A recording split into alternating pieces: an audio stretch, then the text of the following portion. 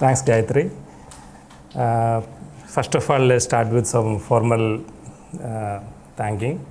So, I would like to thank Sher-Gil Arts Foundation, particularly Ida and Ivan, for inviting for me this talk. I would like to thank my friend Milind Nivakhankar to agree to moderate this session. And thank you to all of you for participating in this deliberation. That too in the middle of a week, it's not even a weekend, so I am very thankful for that. Okay, I'm going to start the presentation. The title of the talk is Becoming Minoritarian and Politics of the Commons. I begin my presentation with two rather lengthy citations. The first one is from Hannah Arendt, and the second one is from Dr. B.R. Ambedkar. Both of the texts are from roughly the same period, early 1940s. And I'm going to begin with the citation from Hannah Arendt. It is from The Origins of Totalitarianism. I quote, "Slavery's crime against humanity did not begin when one people defeated and enslaved its enemies. Though, of course, this was bad enough. But when slavery became an institution in which some men were born free and others slave, when it was forgotten that it was man who had deprived his fellow men of freedom, and when the sanction for crime was attributed to a nature. Yet in the plight of recent events, it is possible to, Arendt was referring to the Nazi Germany. Yet the light of the recent events, it is possible to say that even slaves still belong to some sort of human community.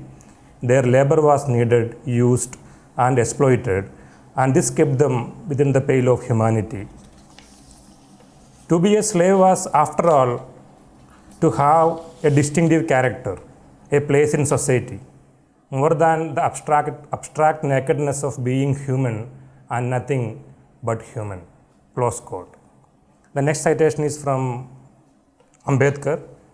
The title of the essay is "Which is Worse, Slavery or Untouchability?" I quote, "There can therefore be no doubt that untouchables have been worse off than slaves. This of course means that untouchability is more harmful to the growth of man than slavery ever was. On this there is a paradox.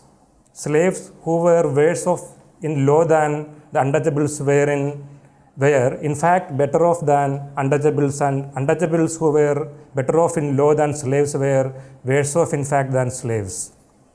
What is the explanation of this paradox? The question of all questions is this: what is it which helped the slaves to overcome the rigorous denial of freedom by law and enabled them to prosper and grow? What is it that destroyed the effect of freedom which the law gave to the untouchable and stopped his life of all vitality and stunted his growth?" This is the close quote. This is Ambedkar's quote.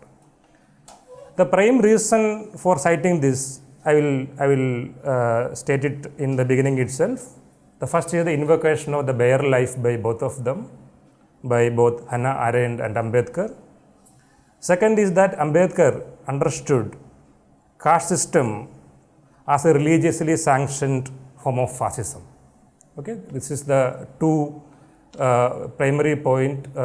It's the reason in which I was contrasted these two citations.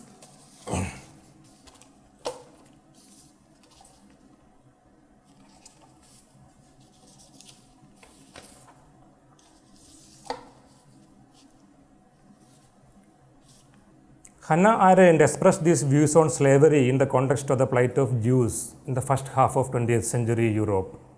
Ambedkar's view on the untouchables were made in the context of India. This striking similarity between Arendt's and Ambedkar's view on slavery may grant us different entry point to the possibility of engaging with the question of caste in contemporary political thinking. Both observations indicate the impossibility of locating or resolving these historical questions within the liberal notion of the individual and its political structures based on human rights. For instance, Arendt in this very essay, which is on the problem of refugees, links together the fates of the rights of man with that of the nation state. Her striking formulation seems to imply the idea of an intimate, unnecessary connection between the two. Arendt argued that the very figure who should have embodied the rights of man par excellence, the refugee, signals instead the concept's radical crisis.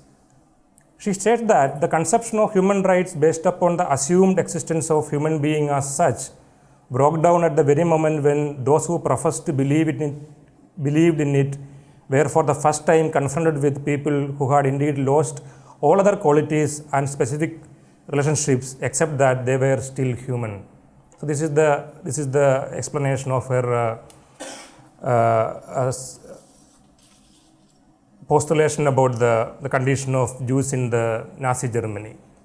In his commentary on Arendt's radical conception regarding the crisis of the rights of man, Giorgio Agamben has noted that a simple examination of the French Declaration of the Rights of Man and Citizen of 1789, which is considered as the foundational doctrine of modern political order, shows that it is precisely bare natural life, which is to say, the pure fact of birth, that appears here as the source and bearer of rights.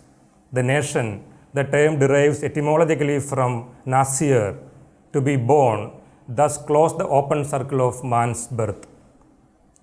Keeping in mind this paradox of what constitutes the rights of man in liberal political thinking, one should conceptualize an even larger paradox while engaging with the question of human and rights in the context of caste-based political/policing order of Indian polity.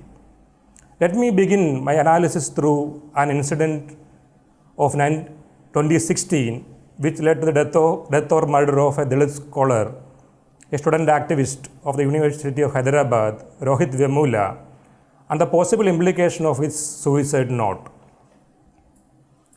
In the brief note that Vemula had written before committing suicide, he stated that, I quote, "All the while, some people for them life itself is a curse.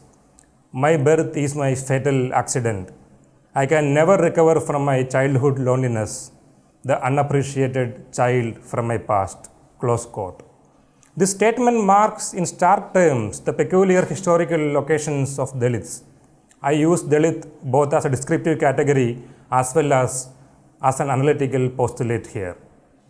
It clearly posits the impossibility to accommodate Dalits within the confines of the Brahminical sovereign order and its modern preserver, the Indian nation state.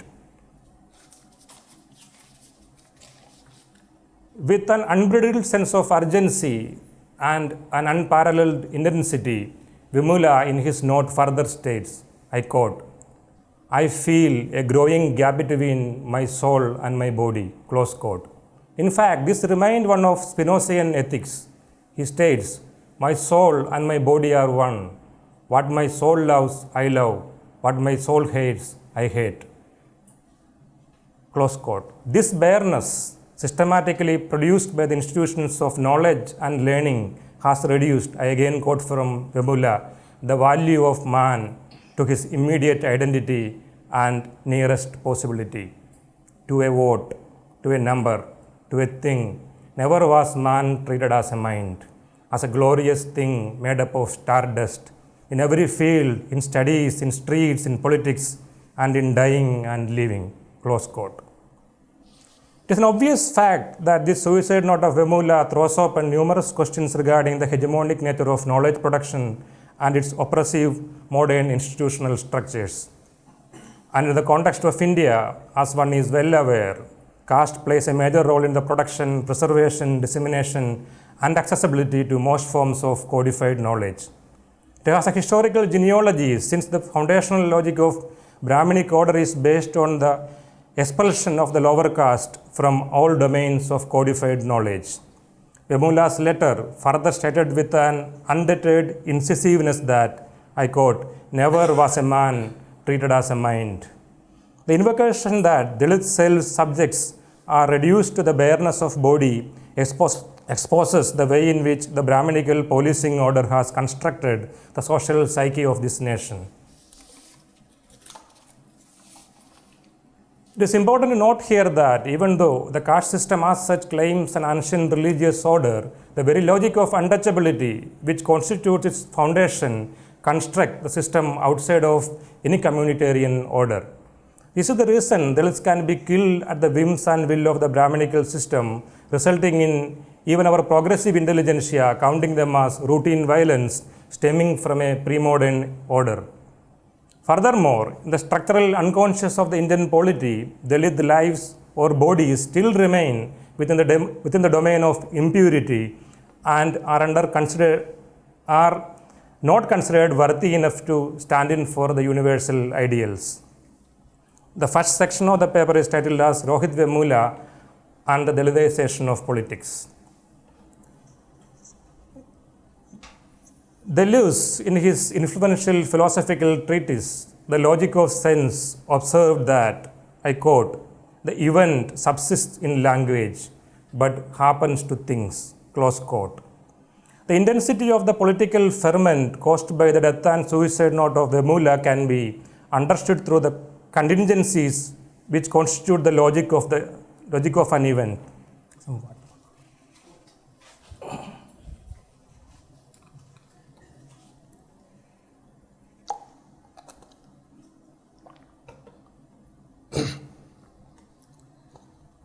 These political ferments or the event, I would argue, are instances of substantive moves which transgress the given boundaries of what is known as Dalit politics. But instead of recognizing the intensity and the potential of this transgressive moment, not so surprisingly, left liberal debates in both mainstream and so-called alternative media continue to be structured around the collaborative potential or strategic alliance between what they term as caste-based resistance and class-based politics. Such unity is projected by many commentators of this idea as ideal solution to the onslaught of right-wing fundamentalism. What has to be noted, however, is that while the left liberals only recognize the fascist tendencies of the present political dispensation as an exception to the otherwise broadly secular democratic state, Dalits and marginal and minority groups in general identify and experience the policing order of the Hindu polity, irrespective of its ideological hues, as an everyday tyranny. In that sense, to begin with, one has to acknowledge that Dalits and other marginal minority groups call upon a more intense and nuanced understanding about the rule of Indian politics than the left liberal intelligentsia. The latter's pragmatism, one might say, had led to their failure in even understanding what constitutes Dalit politics. Let me elaborate. There seemed to be a tacit agreement among various political adversaries, be it left, right, or centrist group, in defining Dalit politics. The primary assumption which binds together all these political stakeholders and their radical splinter groups is that Dalit politics is a mere mechanism to ensure the implementation of affirmative actions. This is more evident today when about all mainstream political parties pledge time and again that they support reservation. So entrenched is this notion that traces can be diagnosed even among groups that primarily work against caste oppression. Such kind of positioning, however, attempts at reducing politics into mere struggle for representation in the existing political order. This recognition or misrecognition, I argue, is a byproduct of conceptualizing politics at large as police order. In such a conception, as Ranciere has pointed out, a form of order is instituted where nobody actually needs to speak anymore because the natural stakeholders of power will put in place the mechanisms for necessary checks and balances. There is enough historical evidence and experiences to suggest that such appropriations, contrary to their claims, cannot guarantee the filling of the gap between policing and true democratic principles. They are, in fact, antithetical. Further, unlike Ambedkar's vision on reservation as an ethically and philosophically charged proposition, the policing order of politics has substituted such concerns with mere proceduralism, thus labeling Dalit politics as byproduct of what they call beneficiary politics. In so doing, the question of reservation is removed from the sphere of popular contestation into the restrictive sphere of the sphere of judicial authority. In turn, politics is reduced to whether or not these constitutional rights have been implemented justly. Additionally, through the careful denial and the perennial deferral of the actual delivery of these rights, this policing order has systematically projected the implementation of reservation as the sole objective of Dalit politics, thereby systematically branding it as a politics of sectarian and immediate material interest. The next section is called A Suicide Note for Liberal Consensus, Rohith Vemula. Here, while revisiting the suicide note of Rohith Vemula, once again to explicate some of the crucial aspects of the present political configuration, my proposition is that this note has made possible a transgression of this police order, thereby enabling one to concretely imagine politics or re-energize its imaginative potential as following Ranciere, the distribution of the sensible. One has to bear in mind that without this note, there was a near definite possibility of ignoring the instance of this suicide as yet another Dalit student suicide. But the note is significant for the way that it has punctured the language games of the liberal political order. As quoted earlier in this essay, Vemula marked the devaluation of Dalit life as a number or a vote in every field, in studies, in streets, in politics, and in dying and living. I argue further that such devaluation of Dalit lives have been central to the production of the liberal intelligentsia as the sole representatives of the revolutionary force of history, contributing in turn to the further devaluation of Dalit lives. The liberal problematic of sympathy is that it is modeled on the compassion of the majoritarian benefactor, here active white male upper caste, for the minoritarian victim, passive black, female, Dalit, and so on. We need a new conception of society in which what we have in common is our singularities and not our individualities, where what is common is impersonal and what is impersonal is common. The paternalistic gaze of this intelligentsia has reduced Dalits into inert bodies or bare lives waiting to be rescued by the former's grand gesture of redemption. Vemula's note, which struggles against this inertness imposed on him, transgresses this police order and its representative logic of politics by targeting the dogmatic image of thought itself. It was evoked as an absolute sense of universal humanism by ascribing the human as, I quote, a glorious thing made up of stardust. Further, as a form of writing formalities, Vemula states, I quote, "No one is responsible for this act of killing myself. No one has instigated me, whether by their acts or by their words to this act. This is my decision, and I am the only one responsible for this. Do not trouble my friends and enemies on this after I am gone." Close quote. By stating that no one is responsible for his act of killing himself, he redistributes that responsibility to everyone. This redistribution, or the refusal to name, is a reclamation of the sacredness of his act, thereby constructing a new critical ontology of the self. This act of non-closure moves away from the forms of instrumentality, which is otherwise the sole yardstick of the police order of politics. Am I reading too fast? No. Similarly, by clubbing together his friends and enemies, Vemula also makes visible the political non-differentiability between the two in the context of caste question. All this non-closure also mark the entry of the politics of apparition. If the Indian left, liberal or otherwise, suddenly woke up to the agonizing reality of caste after the death of Vemula, one has to attribute it to the haunting power of spectral politics. My argument is that Vemula's notes serve as a spectre that haunts the structural unconscious of Indian left, which ironically claims to have exorcised all ghosts of the past through the magic wand of class. Needless to say, Dalit politics as that which stand in for the larger emancipatory goal is going to relentlessly haunt the policing order of all mainstream political positioning. In conjunction with this, one has to position Vemula's refusal also to reduce politics into mere bodily acts while maintaining the non-duality of the mind and body. The prophetic intensity of his thought that demands the treatment of a man as a mind forces language to bleed internally, thereby exposing the instability of category as they appear. Or better yet, that the idea of category does not capture what the future of politics and the politics of future stands for. I use the category also in a particular way here. For instance, in academic context, we say that he is a category student. So there is a general way of actually understanding who is a Dalit student or a student coming from any OBC or Dalit or tribal background. They are category students or they are stipend students. His words exemplify that there is a chaos that is internal to both the world and the language that undermines the stability of the dogmatic image of thought and in turn produces a new form of politics which defies the logic of instrumentalism in toto.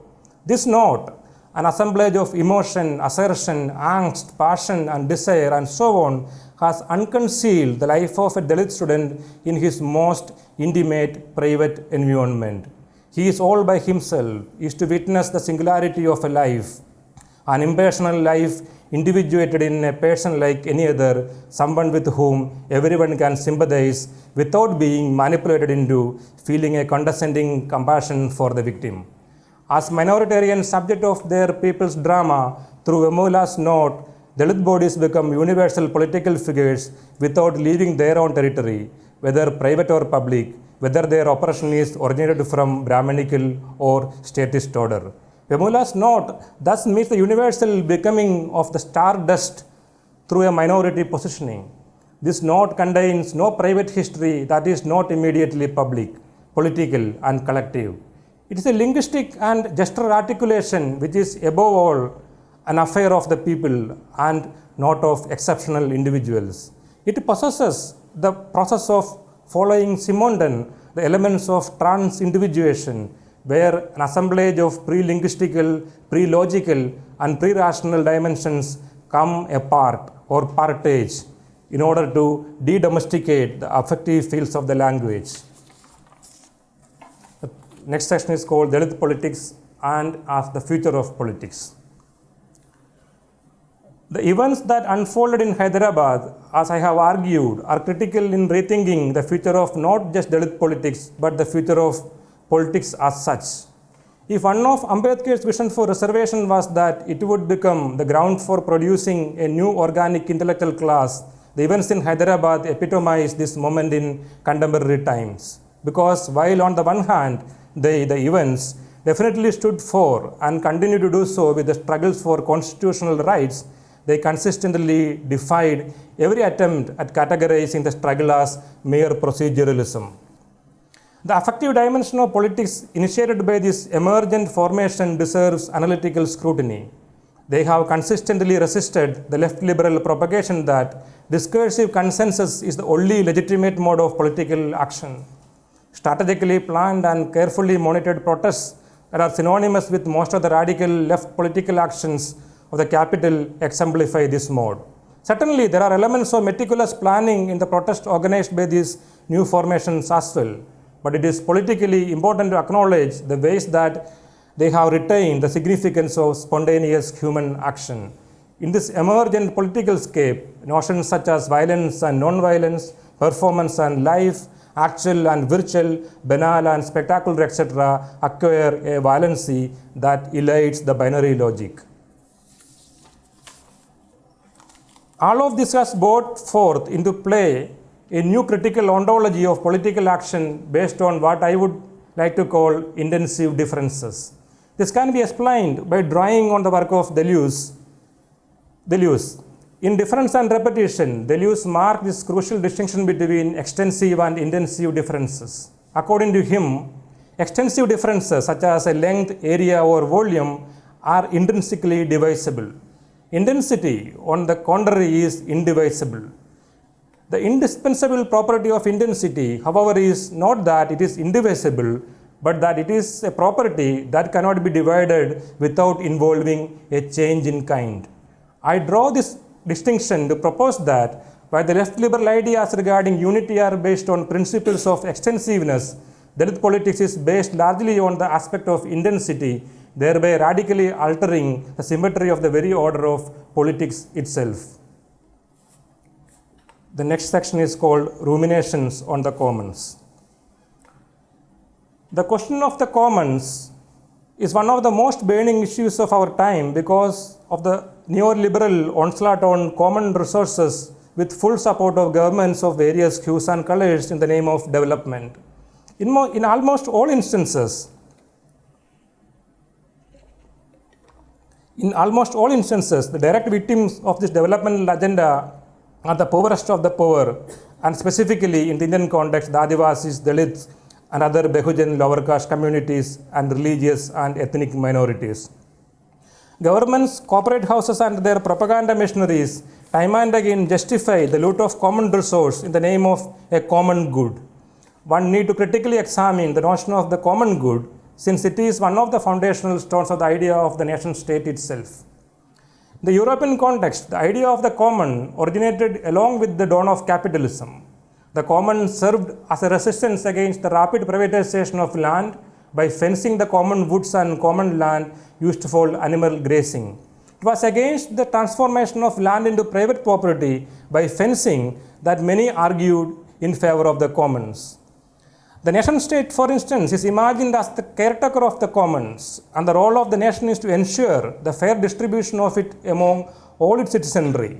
But unlike Europe, in the Indian context, the commons is much more a complex idea. Here the common appears more as a question of social capital than mere resource, since the ownership, access, and distribution of the commons have been and continue to be determined by a caste economy. As is known, even in contemporary times, access to public spaces across cities, towns, and villages are restricted by varying degrees for Dalits and members of lower caste communities from various walks of life.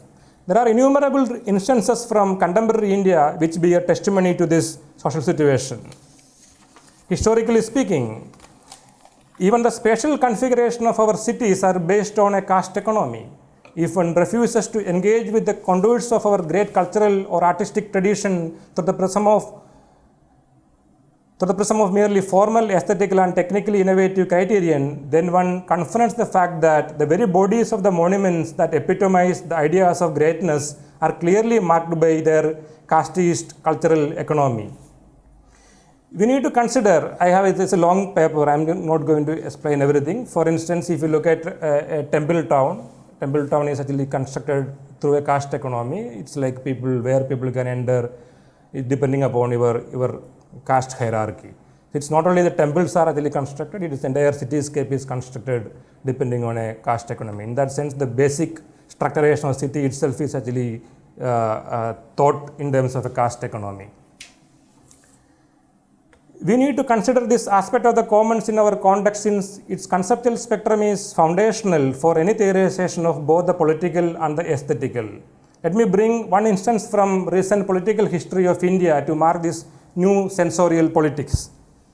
I refer here to the mode of protest undertaken in 2016 by Dalits in Saurashtra region of Gujarat to engage with the new form of politics emerging from the interstices of thought and action.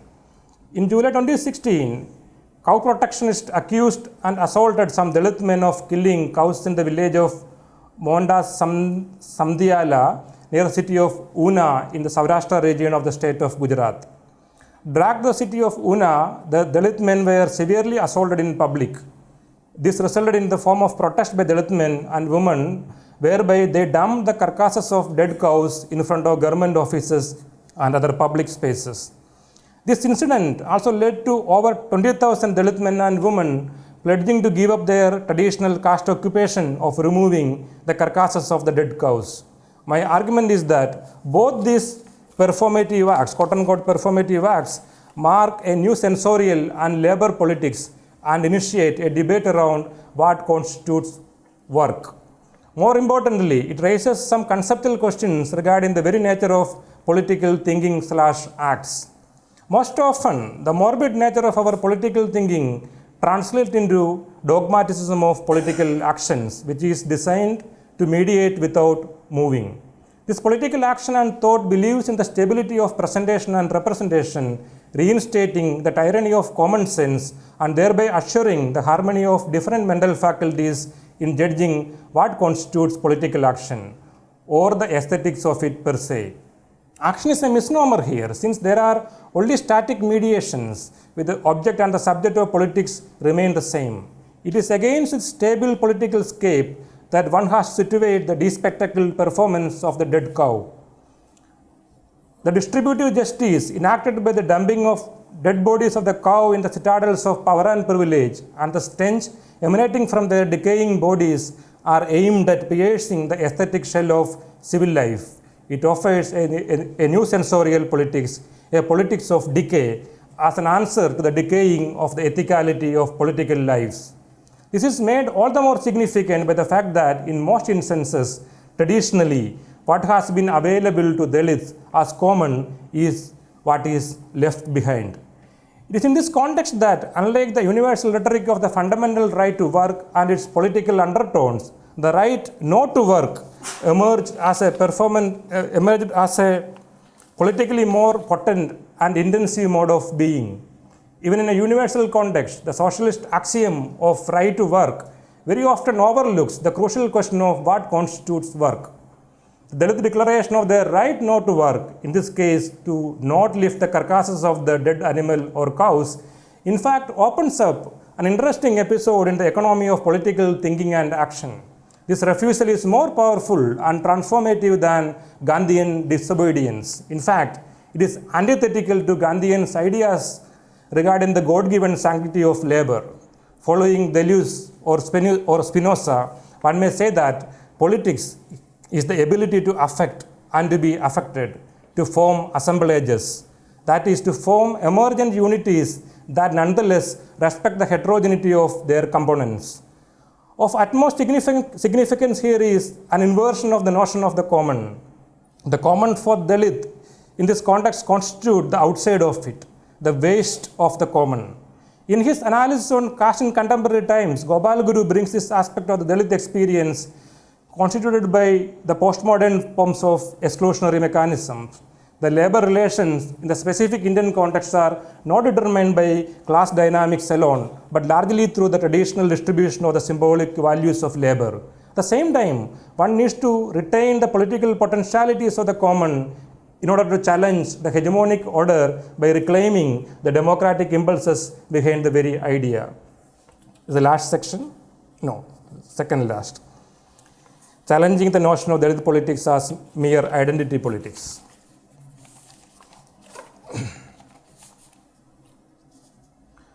One must revisit the common assumption that Dalit politics is an instance of identity politics. There are several pitfalls in such ascriptions. First, it provides an impression that Dalit politics bring about unity among pre-given identities. Second, it provides an impression that Dalit assertions are merely aimed at achieving a respectable identity within existing systems. Concurrent to this, it provides an impression that it is a struggle against some aberrations in the social order. It is against such forms of policing order of politics that one has to reassert that there is nothing organic about identities.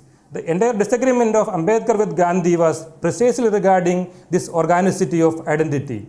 This organicist ideology provides a worldview that anti-caste struggles are aimed at restoring the lost glory of Hindu/Indian civilization.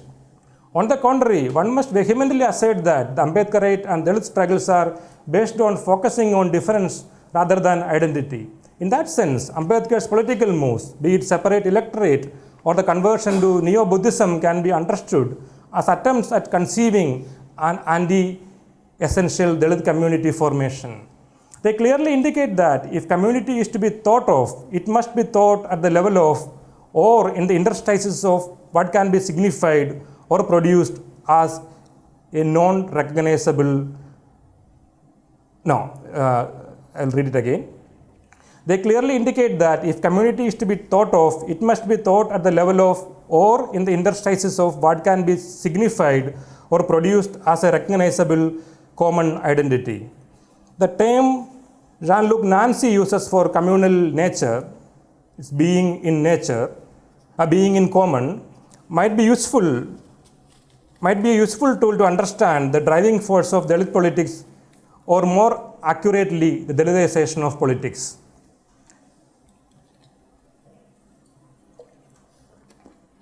For instance, the politics initiated by the Ambedkar Student Union, ASI, in the University of Hyderabad is unique in this character, since instead of merely forging identities among many existing marginal or minority communities, it attempted to propose a new communitarian politics where being in common clearly does not mean having something in particular in common.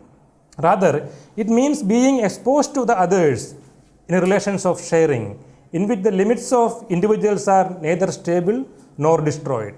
As Nancy observed, I quote, "Being in common means that being is nothing that we would have a common property, even though we are, or even though being is not common to us except in the mode of being shared," close quote.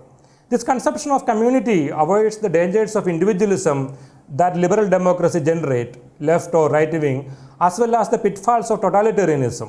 It avoids the first danger by refusing to countenance the idea of an individual as pre-constituted before his or her immersion in the community.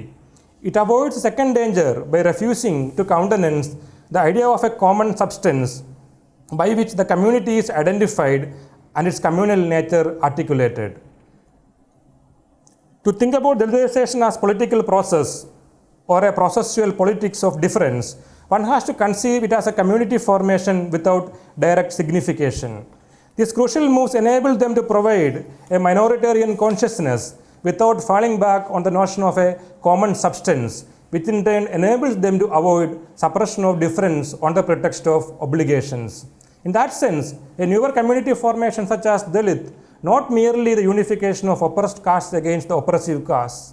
Dalit formation is not the traditional liberal view of interaction of different pre-constituted communities.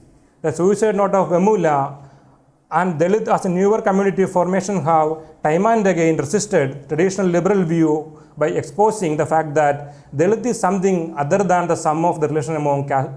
Dalit is something other than the sum of the relations, sum or the relation among castes.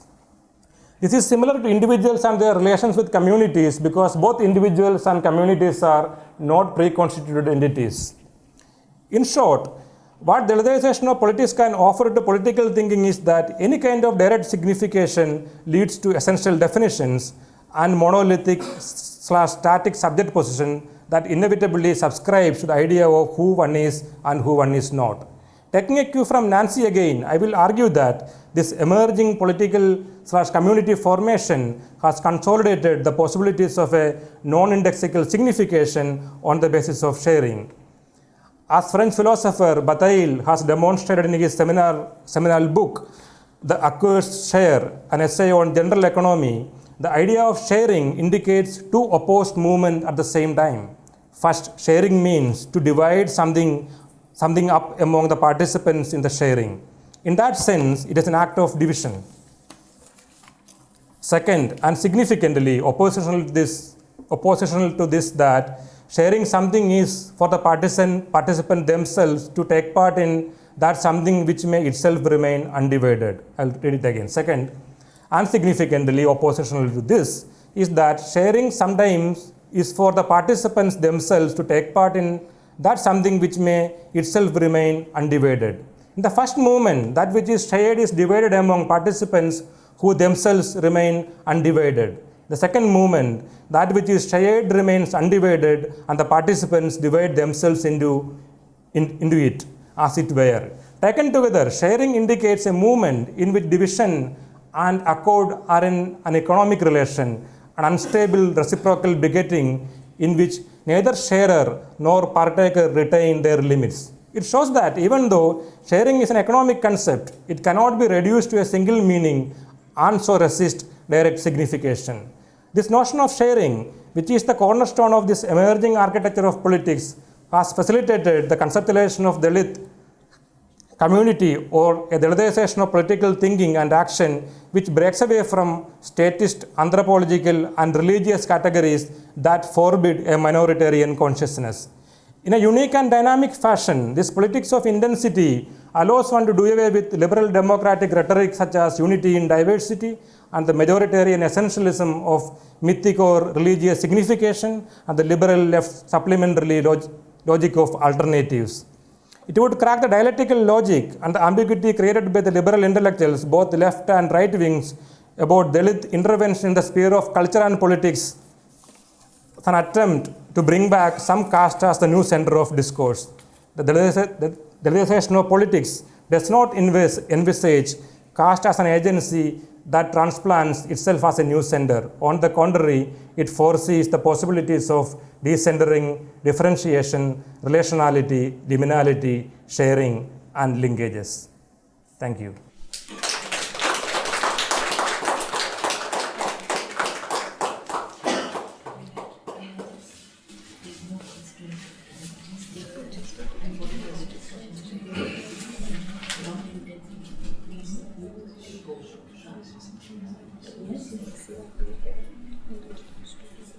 Thank you, Santhosh. Extremely powerful essay. And I just wanted to point out two things. One is the Dalitization of politics is a way of rethinking politics from the point of view from a new point of view, from a new political, theoretical, philosophical point of entry, and that is which is a Dalit point of entry. And that, what is that Dalit point of entry? There are two important dimensions to it. One is a certain kind of refusal, which is both there in the kinds of in the events that Santhosh is thinking, and Santhosh is really a thinker after the event. After he's a thinker of the strike, the event, the suicide, a certain kind of rupture, a certain kind of break. So there is a refusal. So he uses the word non-dogmatic, non-instrumental, non-procedural. So there is a refusal implicit in that, and there is at the same time one would say a certain kind of the opposite of that refusal, which is something of an embrace, something like an embrace, and an embrace of something like a commons, but a commons that is extremely radical in the sense that it is a non-caste common. And how I think we try, with Santhosh's help, we can try and understand how the common can be a common in which there is a sharing, but there is a sharing in that which can be divided. And I think the most profound philosophical, metaphysical question, how to share in the undivided.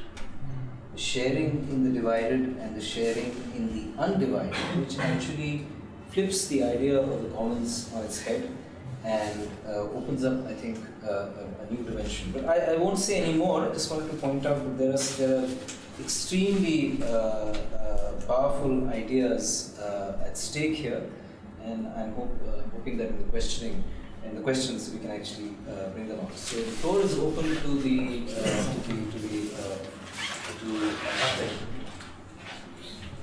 audience, and we have some questions, please.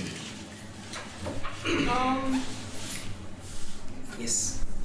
So, I mean, thank you for that very, I would say, very moving kind of, way of taking us through the implications of not only Rohith Vemula's suicide, but actually what it can mean for, as you say, the Dalitization of politics. I also think that it's very timely because, just before I was coming here, I was actually looking at these two videos that have surfaced around this debate that was conducted by the CRPF on human rights. And there are these two almost viral videos right now going on where one woman constable is actually speaking of how actually human rights come in the way of justice, and another gentleman is actually speaking then for the motion. The fact that a debate like this can be mounted by the Human Rights Commission in itself is bizarre. But on the question of sharing, actually, I'm also kind of, I mean, your conception, first of all, about the difference between singularity and individuality was really, I was really taken by that. So in the context of that very nuanced sort of distinction between the singular and the individual, I would actually maybe like to think of then another kind of sharing, which again is kind of very pressing and urgent at this time, which is questions around climate change. And right. Suddenly, this whole thing of we are all in it together, kind of again sort of invisibilizes the various kinds of exclusions that actually have been enacted on the bodies of people and on their lives. So kind of I'm just thinking in the context of sharing, in the context of humans, but then the discourse of rights, as opposed to then this catastrophic impending, change that seems incumbent. Yeah. Yes.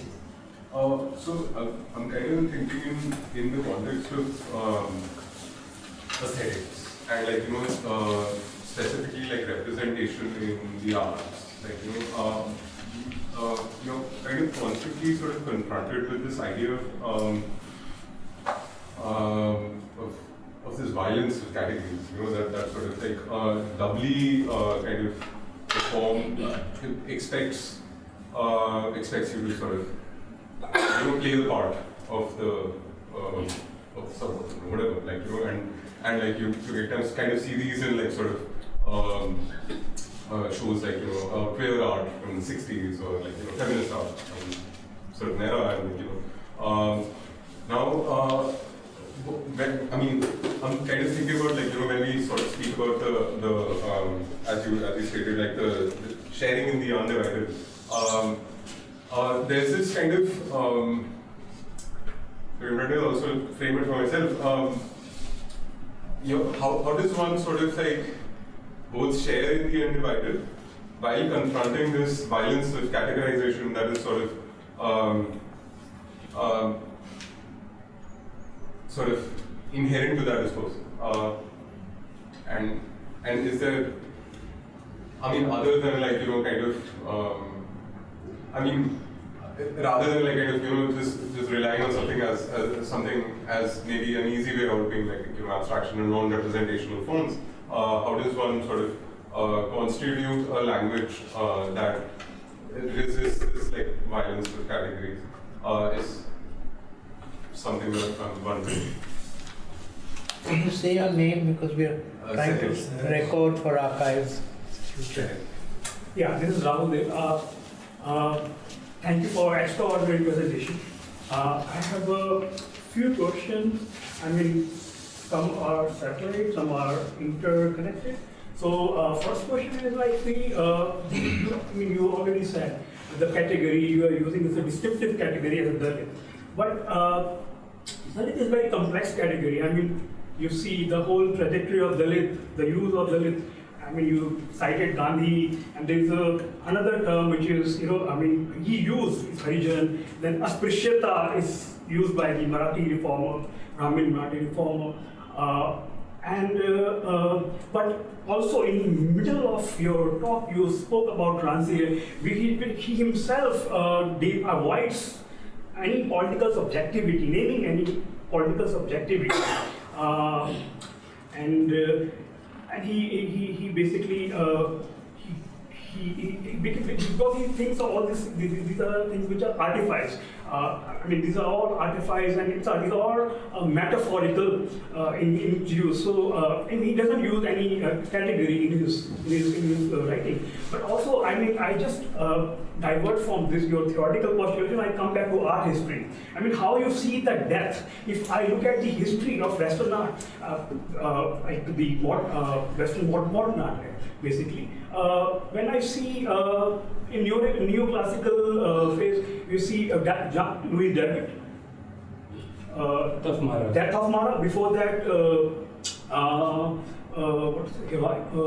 Hirashi. That's one. Oath of Hirashi. Yes, Oath of Hirashi. That death, they talk about death is for the civic nationalism. Death for for for country, for the state, for the city-state, and in the French Revolution. And then we see, I mean, we go further in Romanticism, we see the Raft of Medusa, where we say people are dying for no reason. But there was a reason in French Revolution. There was a reason for death in French Revolution, death for the state, and then there is a death for no reason. Then comes a death of Casa Gemas by Picasso. Yeah, and now coming back to Indian context, we see Amar area, John Abraham. There is a custodial death. Yeah, but how you see death of, how you reflect the death of Rohith Vemula in terms of image. How you construct that. And also, along with that, how you see the category of Dalit as a construction is just a material. It is a material construction, or it's a linguistic construction, or you see it is a struggle. It's a movement. It's a struggle. So how you see that? Yeah. One more. One more. This one more. Sorry. I think for this round. Second round. I think the problem of caste is much more deeper than what it usually seems. If not caste, if there is no caste, we will look for something else to undermine or subdue the other. Even knowledge could be used as a source of power. It's aptly said by Joseph Weiss that we are not yet human, and through a psychic revolution we are yet to be there. And to him, art was the ultimate revolution, but it's going to take a very long time to make it happen. And I guess we are scratching the surface.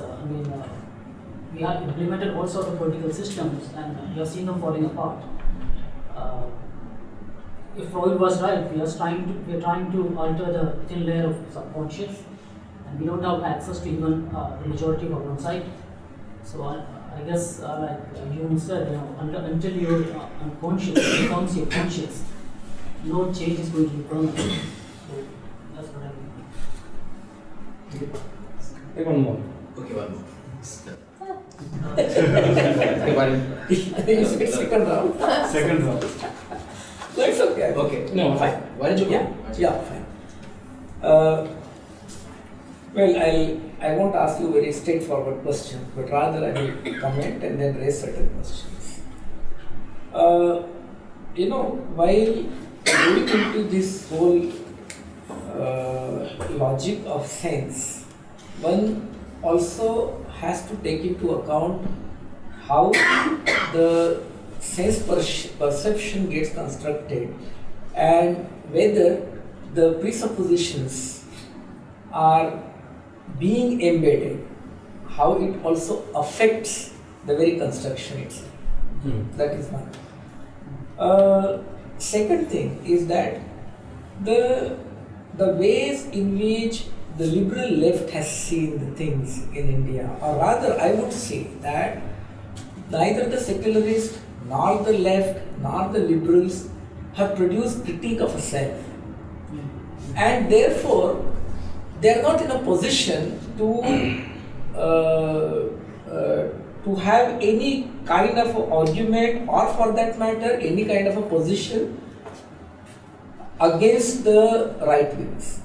So in a way, since you do not produce a critique of your own normatives, it is very difficult to have any kind of a positioning itself, because you are also part of it, and therefore you don't want to present a critique of a self.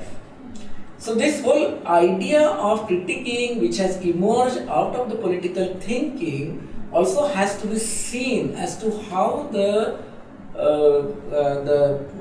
scheduled caste communities are intervening in this particular area. And at the same time, like I would say that the politics in India has to be seen from Ambedkar and anti-Ambedkar perspective. Ambedkar represents transformation, anti-Ambedkar represents status quo.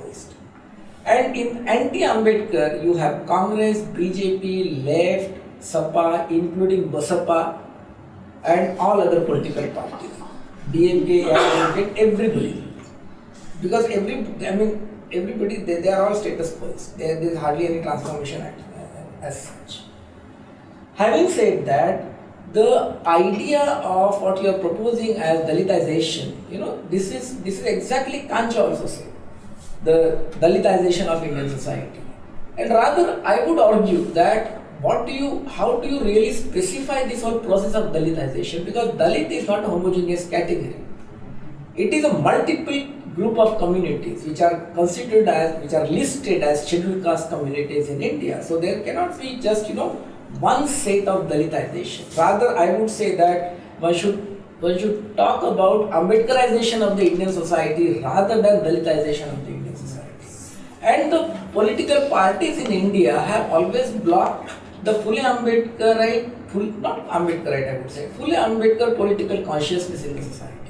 So you have to see as to the ways in which spectres are created, whether the spectres have the element of that kind of a consciousness or it is produced out of anti-fully Ambedkar consciousness. And the last things, this whole idea of shared these things. What Baba Sahib says is that what constitutes nation, he says in partition of India, said whether it is possible that the partition can be avoided. And he says, yes, it is possible, provided both the parties agreed for shared aspirations. Now, post 1950, we agreed to have shared aspirations, but right from 50s onwards, and even in the present day political scenario, how do you really analyze this psychotic perversion that enters into the whole politics of shared aspirations?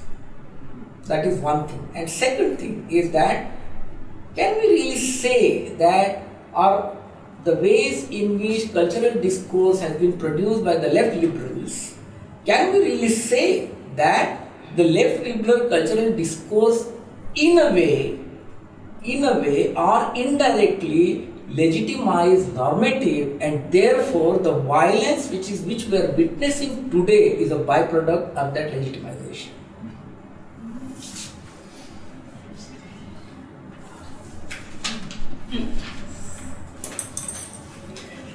Sorry for being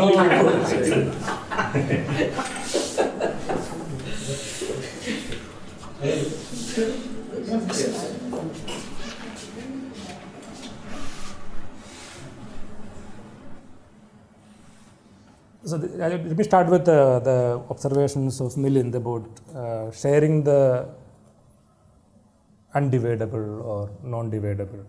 See, if you look at Marx himself, Marx write very interestingly about it's a kind of a critique on the Arthur Smithian concept about sympathy, for instance, because he argues that the Smithian concept of sympathy comes from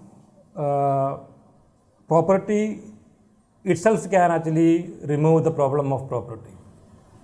In the sense that only thing is that the people who are the owners of property has to have some kind of a sympathy towards people who are inadvertently affected by the accumulation of property. So the naturalization of market, what Smith is proposing, is in a certain sense, Gandhi, for instance, Gandhi also in a certain sense endorsed the idea that the rich is certain sense actually a temporary holder of the property. So Marx argued that actually property cannot destroy the property. In that sense, actually, that if we start with understanding about the common with the notion of property, then actually what we are actually doing is that we are falling into the notion of common to the notion of property. So in that sense, only we can think about what is sharing that is non-divided. Let me explain this thing a little further. If you think about it within artistic discourses, certain sense that unlike the general notions about what constitute the material or the domain of representation, is the resources. And often if you look at historically the whatever we consider as radical or minoritarian art, it actually comes exact opposite to the notion of resource. It in fact actually like work against the notion of resource. It in fact train oneself to look at the world not as a resource. You know, the tough task here is that the phenomenology that we inhabit, that is very capitalistic, wherein which there is an impossibility of looking at world not as a resource. So that we think that it is a natural condition, because we have to, as you know, if you look at Hobbes and Hume, all of them actually believe that it's a natural condition. But if you think that property is not a natural condition, property has nothing to do with the natural condition of the being, then there is a possibility of thinking other way around, wherein which the world can be thought not as resource. That is where the new common can actually produced. So, like the people like, for instance, people like Negri, for instance, Negri argue that there is a drastic difference between the modernist notion of the commons and what we now know as the post-industrial notion of the commons. For instance, the older notion of the commons is largely derived from the understanding that the property is derived out of limiting, in the sense that the commons came into existence because people started fencing, because you own something. You own something means you have a territory. You mark the territory. You get some legal sanction to that marking. That's the way that you think about it already. But on the other hand, if you look at the post-industrial notion, that how much it is circulated, that is what actually like make the commons. The property itself getting the value of the property by how much it is moving out of the territory. Why I am invoking this thing? Because it is important for us to think about it, because the Marxian dissolvement of the state, to my mind, actually comes from the undivided sharing. It is not the replacement of the state as the arbitrator or the owner of the property. Rather, look at world not as property, neither by the state nor by the modern individual. So what kind of ownership that produces? It is an ownership that cannot be held within a liberal notion of the individual or the being. There is something more has to come to occupy that space. So that is something that I am also trying to figure out. I will come back to this a little later. Let me kind of get back to some of the other questions. Your question about the rights. Again, my contention is that the notion of the human rights is a deeply problematic concept for me, even though it has its own procedural values, legalistic values, it has its own juridical values and so on. Because the problem with the rights is that something you have the right to exercise or not exercise.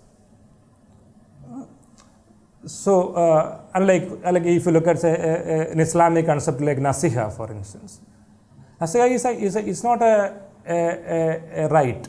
Nasiha is an obligation, a responsibility. Nasiha comes from basically that if as a Muslim subject, if you see inequalities in the world, it is your responsibility, obligation to respond to that. You have no choice. It's not like you like a right, you exercise it.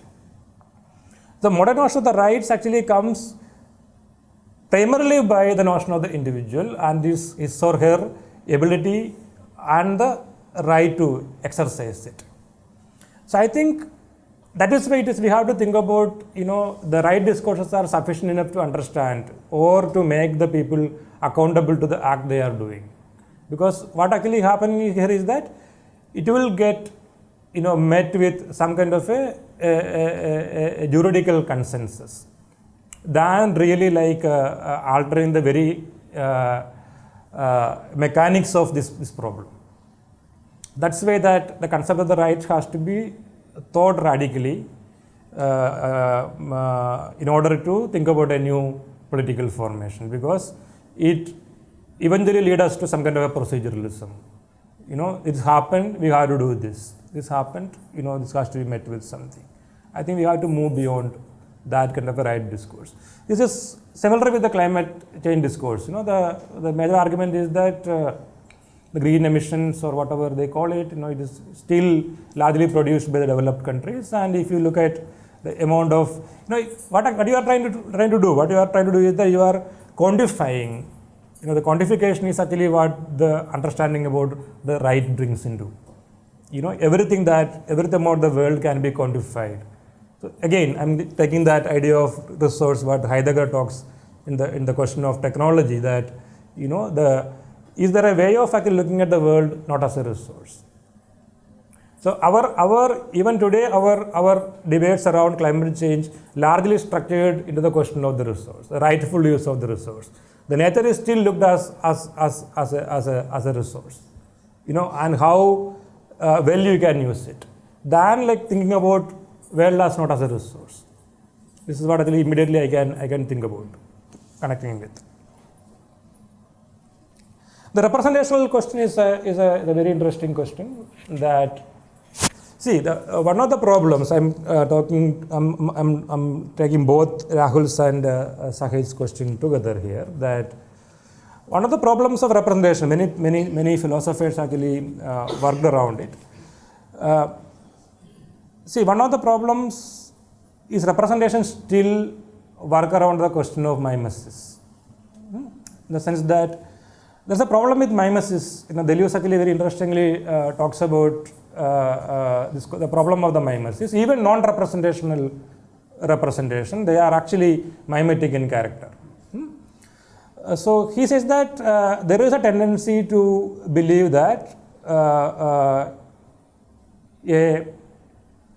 fish is changing its color according to its surrounding.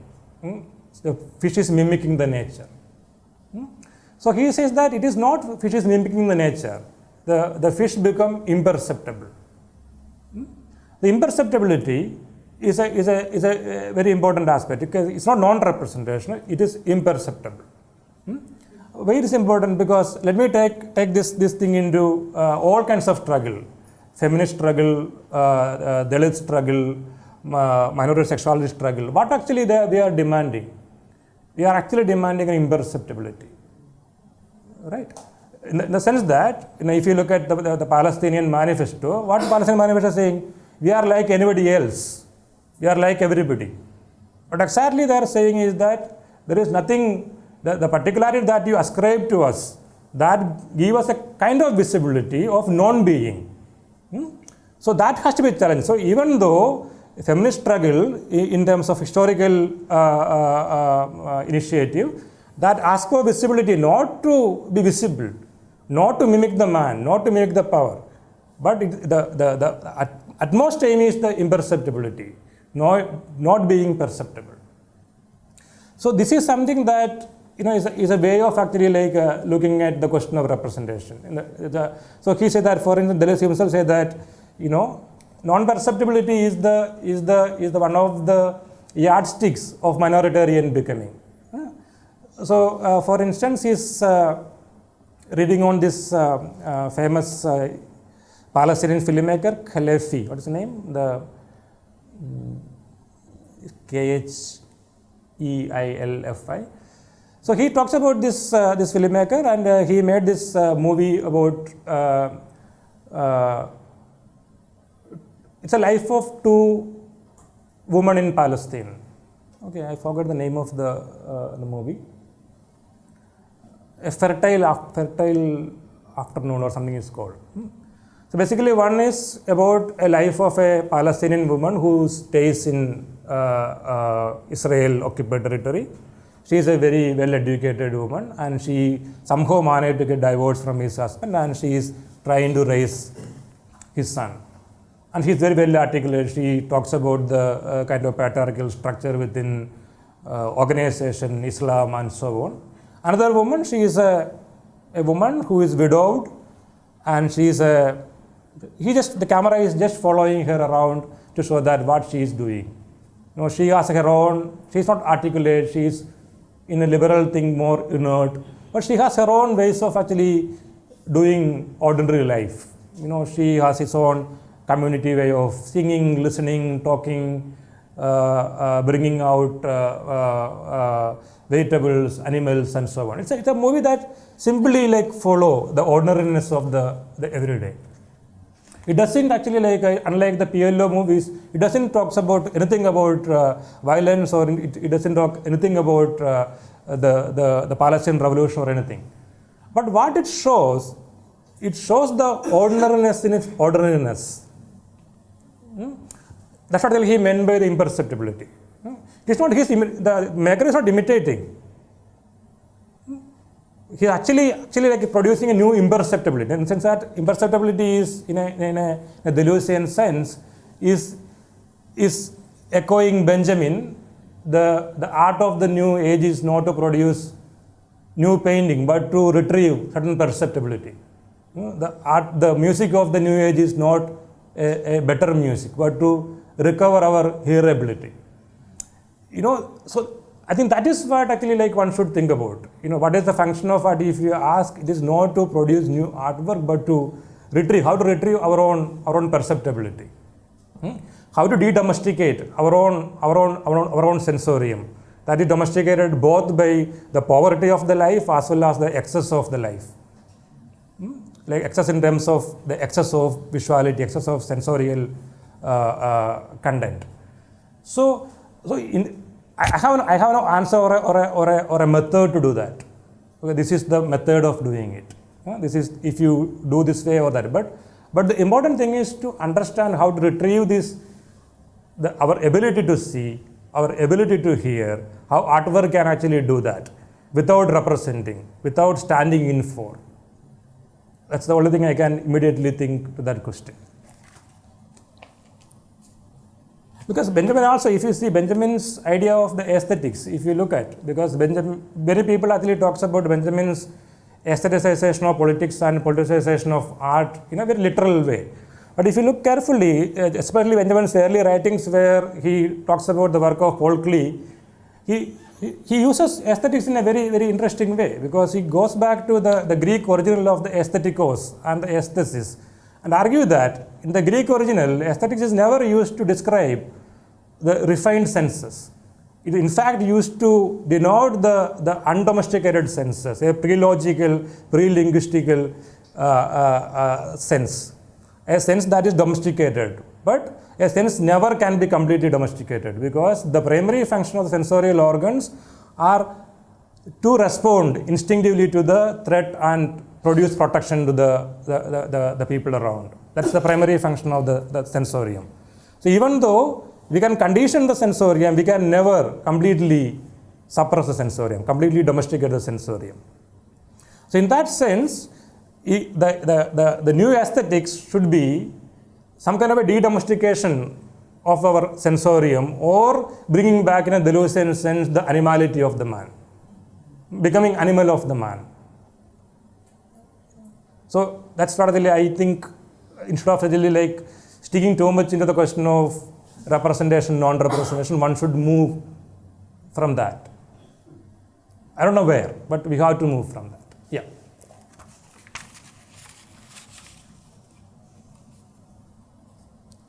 The question of revolution, see, there are two ways of looking at it. Revolution as a failure. You can take Russian Revolution and historically say that it was a failure in terms of establishing an utopian ideal. But there is a severe mistake here because we are only talking about a concretization of a revolutionary ideal. But revolution has two dimensions. One is to bring a concrete dimension to a revolution ideal, but there is also a revolutionary becoming involved in it. So once is a failure, what actually happens is that we are only concentrating on the material dimension of it. But what is more important, in event philosophy, people argue that the revolutionary becoming is more important than, because there is no return in the revolutionary becoming. Because that's the moment of rupture. That is the, in a Simondian sense, that is the trans-individual moment. It moves from individual to inter-individual to something very trans-individual. Then there is no return to it. So in revolution, what we are not accounting is this revolutionary becoming. We only keep on talking about the historical failures and success of the revolution. So I think here also you have to move from looking things merely historically and producing, okay, X, Y, Z is the cause of the fall of revolutionary state or revolutionary utopia. We have to move from that to the revolutionary becoming.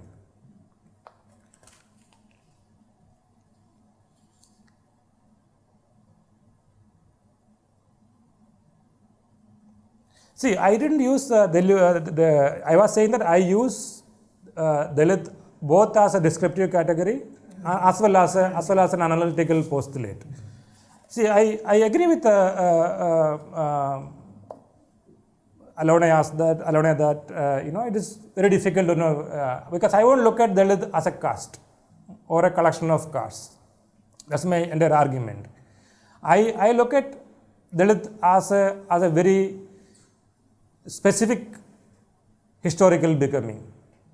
I won't look at them as a unity of a particular caste or some caste actually occupy the position of Dalit. So that's not the way in which I look at it. So then when by Dalit, that question can come. I think every political move has to have two dimensions. One is a pragmatic dimension, definitely. Another one is a transgressive or a metaphysical dimension to that. Because what happens otherwise is that if you are saying that we all are historical, all are historically conditioned being, we are in fact products of history,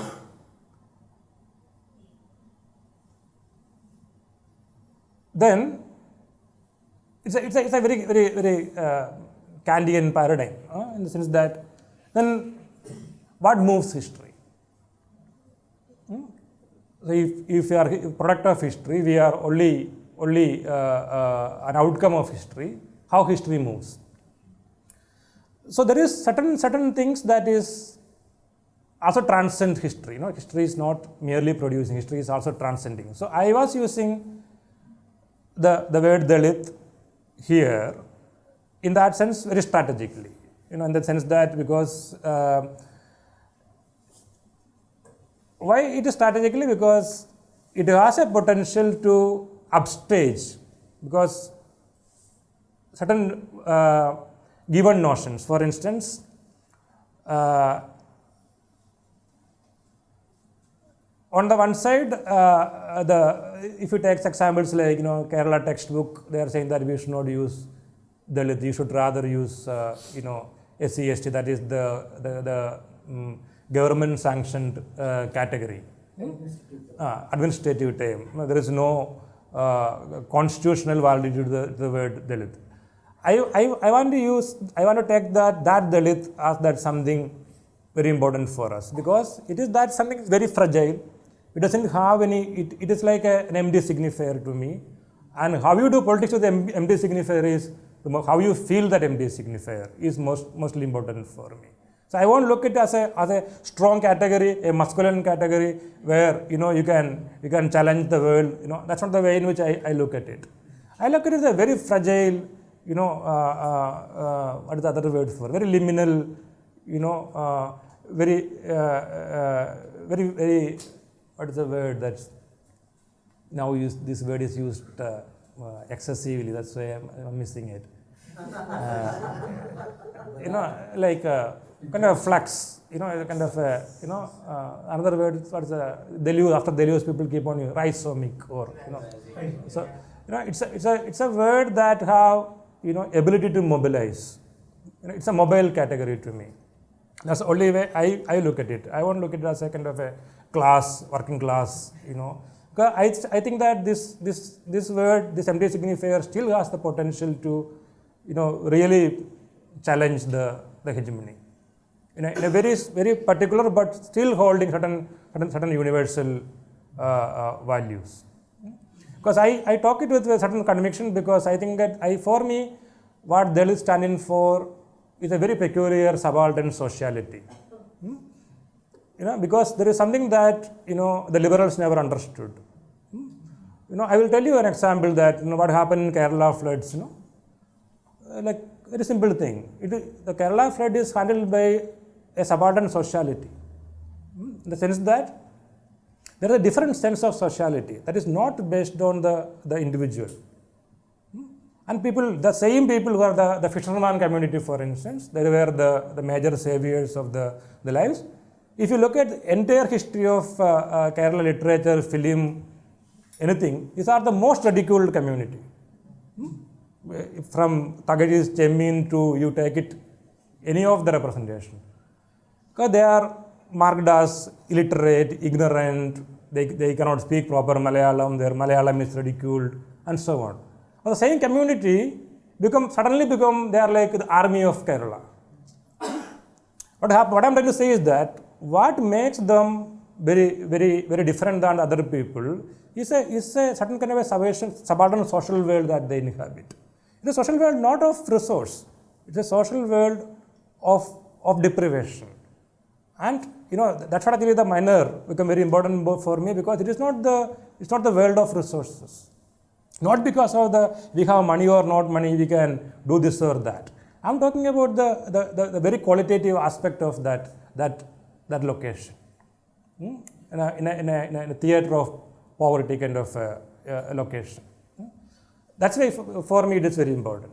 So what I'm going to say is that Dalit have a potential because it can produce if we still want to hold on the world humanism, if we still want to hold on the world humanitarian ideals, then we have to think about something like a subaltern sociality as the starting point, wherein which the social relations are not bound by, material considerations. Yeah. What was another one? Like, similarly, the idea of the spectre that interests me is because of the similar reason. Because of I feel that the haunting power is much more important to me than because haunting power has an ability that Lanka doesn't have, because it has an ability to possess. Ability to possess in the sense that it is the only thing that can stand in the interstices of in the body and the soul. In the sense that that's why if you look at the subaltern world, the possessive cultures are very much a part of it, because they possess unlike a caste Hindu, he always have a distance from the God. God won't enter into the body. But the subaltern cult, if you look at, the God enters. Actually, there is a possession aspect to their practices. Why that's important? Because they actually lack the material possession. There is another dimension to it. If you remember, the Song of Solomon by Toni Morrison, there's an interesting moment in Toni Morrison's story, wherein which the main protagonist of the story was wondering why her mistress spent hours in her bathtub. If you get into take a bath, she spent 1.5 hours to take a bath. She never managed to understand, because how much ever she tried to clean herself, how much her bath will get over in 5 or 10 minutes. Suddenly the realization comes to her mind, because her mistress possesses her body. See, another kind of possession. What this possession is doing is that this possession is actually antithetical to that kind of a possession of the body. So that is why I like the idea of the spectre, and I believe in the idea of the spectorial power in that sense. Not in any rational binary I am talking about it, but there is something very, very, very important happens there. Yeah. I can now take an extent. Okay. You also answered in passing something which I was going to ask, which is this question of urgency. Because a lot of what you're saying, it's as though we're on the cusp, we're at the eschatological limit, and so you very nicely use the idea of revolutionary becoming rather than the event. It sort of turns the eschaton inwards. It becomes the inner limit. Right. To this this community that is to come. But thank you. So, hi Santhosh, Kunal this side. You also talked about the how caste becomes community in your paper, and I was also wondering about one of the historical movements when caste also becomes community is during the postmodern agitation, in which caste also becomes not just a village category but a modern category that exists even in the educational institution. And it also 1990s also gives a new dimension to the Dalit politics in both the domains of the Dalit activists doing politics after certain anti-Dalit massacres, or the political sphere, or in different, or in the sphere of the student politics.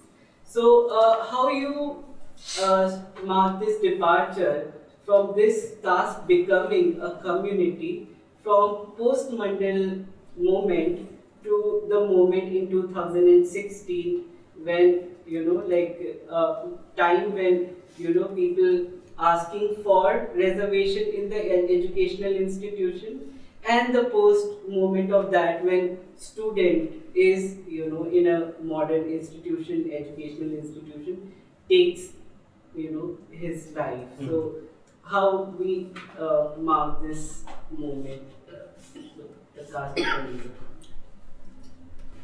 Well, such a brilliant thing, and I think your paper and your answering the question has really intensified the whole room. I was really thinking how we understand intensity. I come from Kashmir and I'm not a student of history, and it took me years to understand what is Ambedkar and Dalit. So the moment I arrived in Delhi, I had no idea. In Kashmir, Ambedkar is still absent, and forget about other categories. When I think of, I will talk about my own two performances to understand it. One is when Rohith Vemula committed suicide. So I was exactly that time in Calcutta. I did a performance, and I created a replica of Bharat Ratna, Bharat Ratna. Exact replica. It's very fragile. And I read out the suicide note in front of a broken tulsi plant on the roadside. But I must say that the way you are now taking up that letter, the intensity of that letter, I'm using consciously the word intensity here, is really making much more sense than what I was doing there. So, but that time I was taken in also by the letter.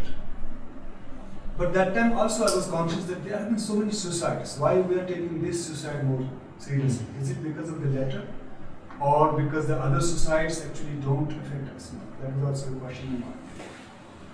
We still been there, but I don't know how to understand the intensity of the letter, and like Van Gogh's amputation of ear and the painting. There are two things, or are they blending somewhere? This also how to understand what is happening to intensifications in different contexts. That's also one performance which I would like to know about. The second was that about the ghost thing. I did one performance years back actually, shit of the other.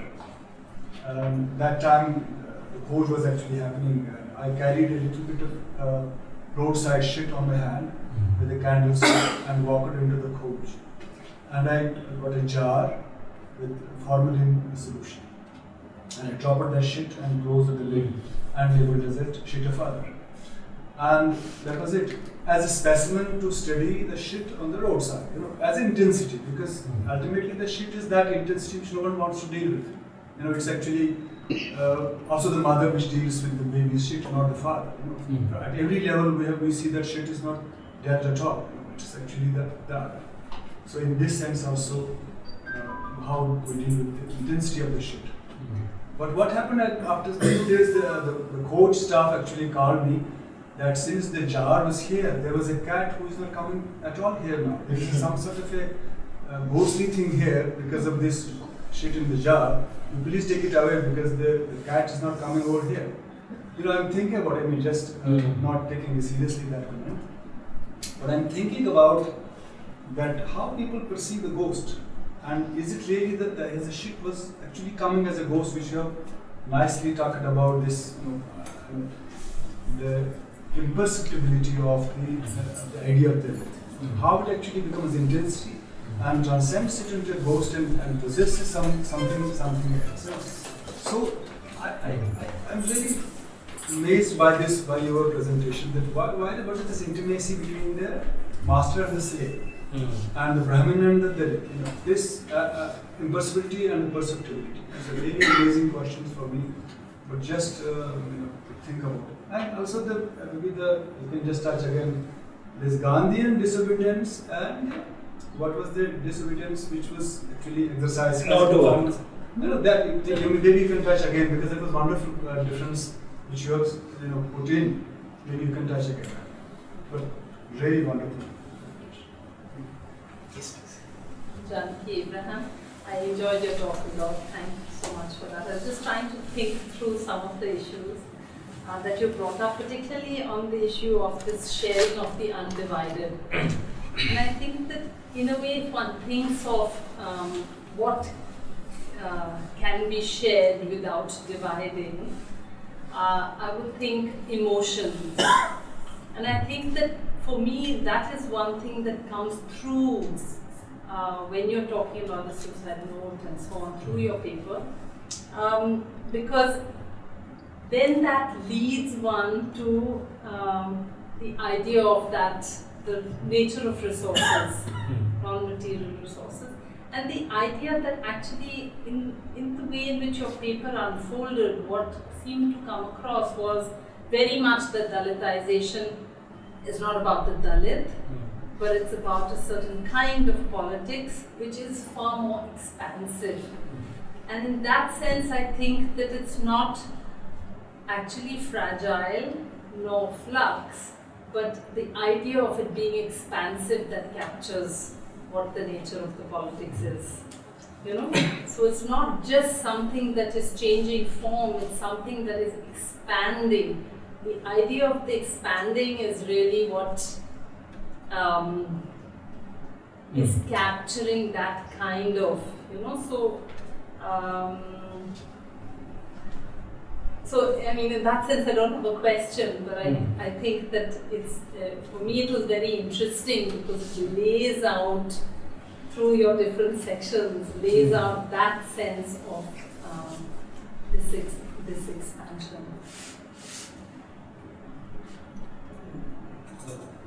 One more. Yeah, thank you. I've been thinking through. I've been thinking through, and I think there's a lot to absorb from the lecture and post-lecture discussion. I was also thinking through that the kind of examples which were already cited here in your lecture and also taken up by a lot of friends here. I was thinking that is it also has something to do with the time, this time, when this possible articulation or Dalitization that you were talking about, is there certain kind of precondition to access these moments, happenings, or why the later is accessible. How is that accessible? Why people recognize it? So, so I would think, like, if you could think through about what's happening at the moment, is there some precondition to access these articulations, performative creations, or if somebody can access these letters or these moments, where is the Dalitization happening then? Is it like, then the idea of Dalitization that we are proposing is slightly different from what is already being, what the readers or the people who recognize this Dalit subjectivity through these letters, what they access, what is their understanding of what this letter would mean, and what we are proposing the Dalitization as.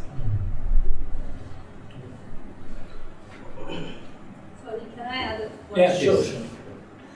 I mean, the thing I forgot to say is that actually in thinking of emotion, the thing is that it links up to the idea of other caste movements in terms of dignity and respect. Because I think the thing of love or even anger is really about what is being, and about generosity. If you think of generosity as a kind of emotion, is really that it's then linking up to what was central to a lot of anti-caste movements, respect and dignity. So which then leads one to other kinds of material, demands for other kind of material. So if I think of the Shina Rana Guru movement of starting new temples to say, yes, you should have access to the same kind of deities that others do, then, that may be one way to link that, Just to go with Vineet, I think that's also a very important question. Is what is the time that we're living in? What is this horizon? And why is it that these kinds of possibilities are coming to being now? That's a question for all of us. Yeah. It's just one thing that I'd like to also add to this, is that you were talking about this condition of deprivation and of necessity as something, and a total lack of expectation of either reward or material gain, which actually, what do you say then, is sort of causes people to act in a way that would save the entire situation. And I was just thinking that perhaps we are on the verge of such a moment collectively, because, as you said, climate change is something. I mean, it's a major catastrophe that is facing everybody across the, across all sections of society. And in response to that, I think a lot of this post-humanist discourse is now beginning to dominate the spheres of every discipline, in a sense, And again, I was wondering, of course, this is not directly to do with Dalitization, etc., but could that be a space where one could actually lose all sense of category? Of course, post-humanist discourse is also, I'm not talking about it purely in terms of technology, but also in terms of being very deeply implicated in every aspect of life on the planet, Is that a place of hope?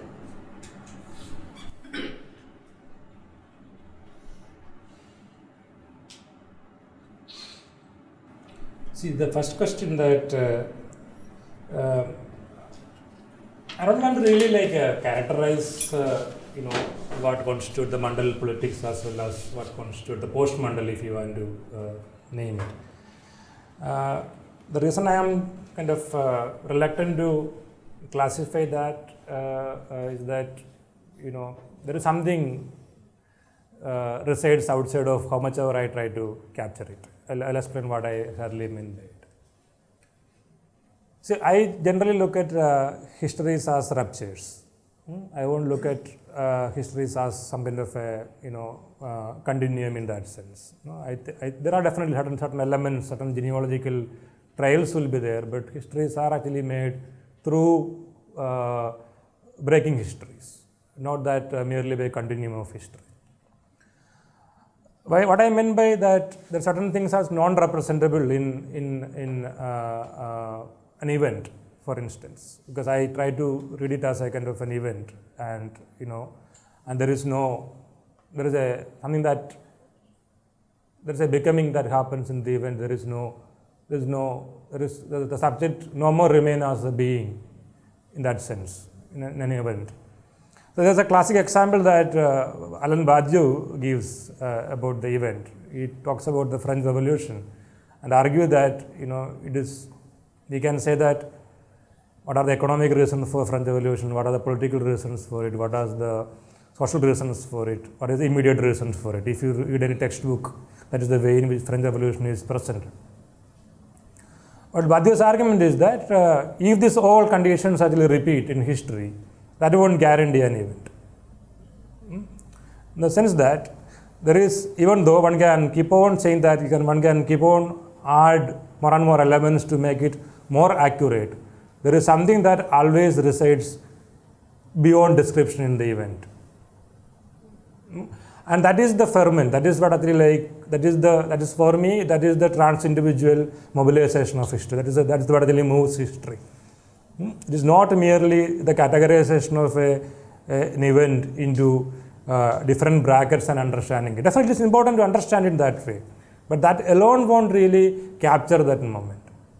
So the difference I can actually maintain in terms of the Mandal and the post or the Rohith Vemula moment is that in the Mandal, the debate was still around the question of quantity.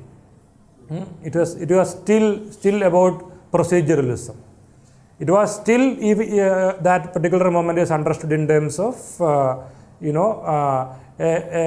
a constitutional amendment, a legalistic change, and its implication on the people who are on the receiving end, quote unquote. That is the way in which the entire politics is articulated there, because it was a very, very quantifiable politics in terms of both the sides. But what happens here is that there is something that's what I was trying to say, that again using the word intensity and expansiveness, that I was used this idea from non-divisibility. It's not the important thing about intensity, but even if you divide a hot water into two, there is something else, the kind of the matter changes. I think that is what actually I feel something very, very qualitatively transformed in the newer discourse. But I don't want to really say quality as opposite or anything, but I'm just trying to answer that particular two moments that you have marked. I think the discourse actually moved beyond some kind of a victim versus the benefactor narrative. It is no more the rules of the games are no more determined by the benefactor. There is something else has changed there. So even the Mandal political, the political ferment, the rules of games are actually still fixed. There is something drastically changed. That's where the whole discomfort, most of the people have about something like Babsa to ASA, everything comes from, because it is not going along with the way in which we know about the rules of the game. There is something that divide between the benefactor and the victim is completely challenged in that context. A couple of more. Let me finish this.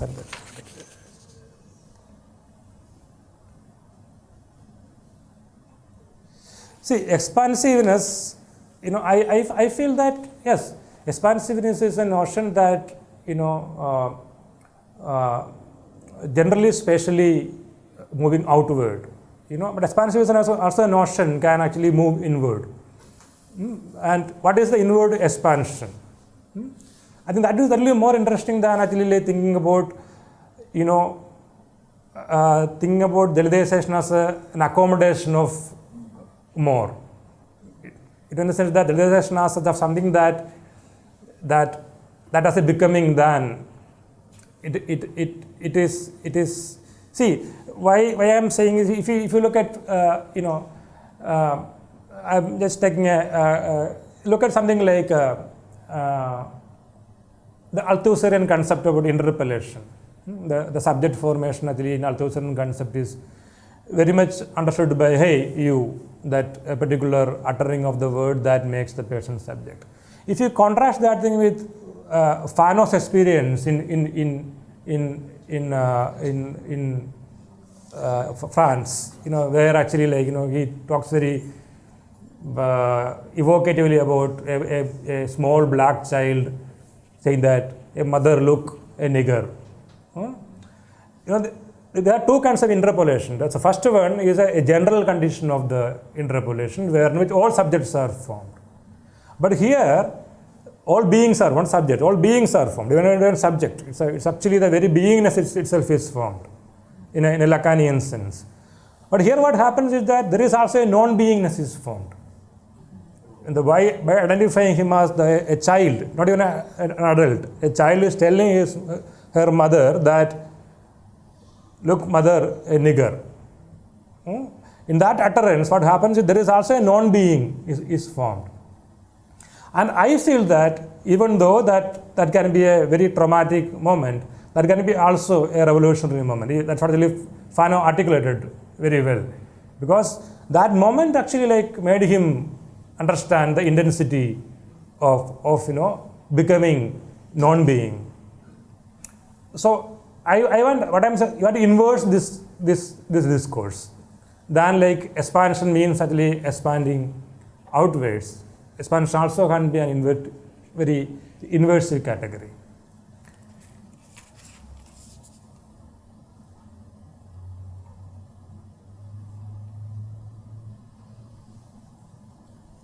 What is the time that we should think? What time is it?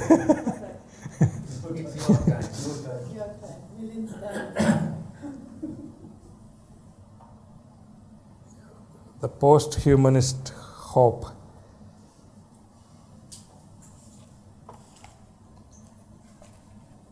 That's a sort of like an Yeah. implosion, Yeah. which will then give us the space and the time to relook at all the particularities and similarities that we're talking about, including, I think it's a form of Dalitization, as a matter of fact, in the face of a common catastrophe. That's true. See, what I am always little careful is that we have to like Laclos says, we have to have some kind of a understanding between the particular and the universal, and we have to also think that the particular has the ability to stand as the universal. I will give an example again, since actually you talked about that particular Narayana Guru instance to illustrate this. What Narayana Guru has done is very interesting, because what he has done is that he had gone to Arivipuram and he just got into a river and took a stone and did a pradishta. So when the Brahmins actually opposed it, he said that, don't worry, it is an Irava Shiva, it is not a Brahmin Shiva, it is an Irava Shiva. So he is actually going into particularities of his caste to say that you have nothing to worry about it, I am not actually doing it a Brahmin Shiva, I am doing an Irava Shiva. Once he made the temple, what he did is that he wrote Yadi Bhedam Madadvesham Edumillada Sarvarum Sodaratena Vadunna Madragastana without any difference in terms of caste, creed, religion. Everybody can actually worship here. So what is happening here is, on the one side actually he is claiming a particularity, but then he is elevating that particularity into a better universality, saying that unlike your gods, our gods can be worshipped by anybody irrespective of caste, creed or religion. So there is a reclamation of a better humanity in comparison with the humanity that the Brahminism is claiming. So that movement from the particular to the universal is, one should be very careful, because otherwise we can be very insular in terms of specificity. But specificity, how to also elevate the specificity to some kind of universality is the question that. So in that kind of a framework, that kind of a quantitative logic won't be sufficient enough to understand a climate change to me. it has to be located in the specifics without losing the universal dimension of it. Yeah. Right. Just in terms of like some of the things you mentioned, especially imperceptibility. Sorry, I have two one question and one comment, and they're kind of connected. So one of the ideas, and tell me if I'm wrong, but one of the ideas that sort of came to my mind over here when you were speaking of, especially of like spectrality and arriving at a place of imperceptibility, is there's this notion of I guess it's sort of like Deleuze's deterritorialization, or determinant, where it's sort of this tactic, right, where when you're playing a game, you change the rules of the game in a way that it can't be played in the same way anymore. Okay, so we keep this on one side, and then I'm making a proposition to you. So now let's say we can conceive of a mind where, of a being, of a becoming, where the hierarchy of the mind and the limb, right? Because at the end of the day, this is what the conversation sort of started from. If we can annihilate that distinction, where the mind and the limb are sort of not just indistinguishable from each other, but also indistinguishable from the landscape itself. And this deterritorialization is the sort of needs to be needs to be smuggled into the discourse, because the ontological framework of the discourse itself requires this exteriorality, this outside, right? Like this, it requires the Dalit, right? So this is this is sort of where we are going, right? You're asking people to smuggle these ideas in. Okay. Smuggling is good. Okay. And the second, this is, you sort of spoke of post-human intelligence. I've kind of made something like this, and forgive my narcissism in kind of giving my own example or whatever. I made an AI program which is sort of performing the idea of sentience, especially in the way a behavioralist would understand what sentience is, a coming to consciousness, sort of arriving from a series of networked interactions between the mind, between the body. This AI program kind of performs that sentience, where it creates sculptures within a video game environment, and it sort of picks up things so that it kind of attaches to itself, makes limbs out of them, and kind of moves through the landscape, kind of grows almost infinitely. And what I was trying to get at was that whole idea of there's this there are a few answers that we could kind of look at in post-humanism, especially because it kind of also is critical of this kind of euphoria with technology that people have, in terms of someone like Elon Musk saying that technology will literally save us and we can go colonize Mars. I'm reminded of, especially from your when you said that there's also this insight that needs to be kind of decolonized. This Afro-punk musician Sun Ra kind of said that space is not just infinitely vast, but it's also infinitely deep. And these are things that kind of conjuring.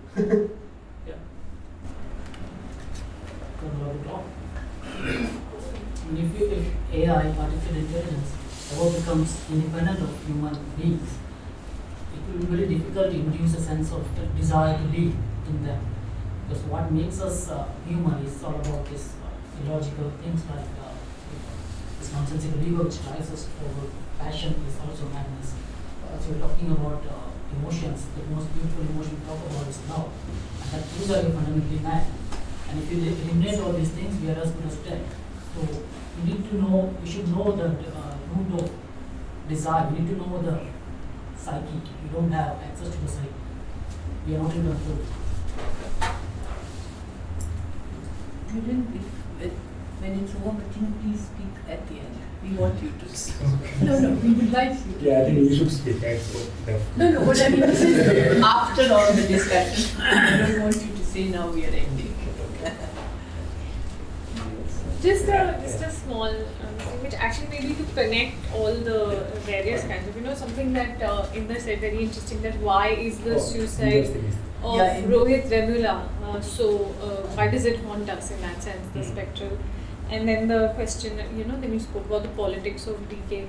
I'm actually also thinking, like, you spoke about, and very, very interestingly, about difference, but then the other part of that conception is also repetition. And what is actually repetition? So while the counter or this kind of energy which actually produces which is the generative moment, when violence occurs, even the nature of that violence, it seems repetitive, but each repetition is a recurrence as difference, as Deleuze talks about. So I'm also just actually thinking about this tension between when we are trying to then think about the spectre and then the possession. The image of the possession is actually very powerful because the repeated possession, every time the possession recurs, it recurs as a difference. It doesn't recur as the same thing. So I'm also then kind of trying to assemble this in the context of why that suicide, because not all suicide, it seems like it's a repetition, but it's also the specific. Would you like to address Inder's just the observations? No, I mean, you don't have, there's not an answer, but perhaps you'd like to respond. Yeah, I was doing something.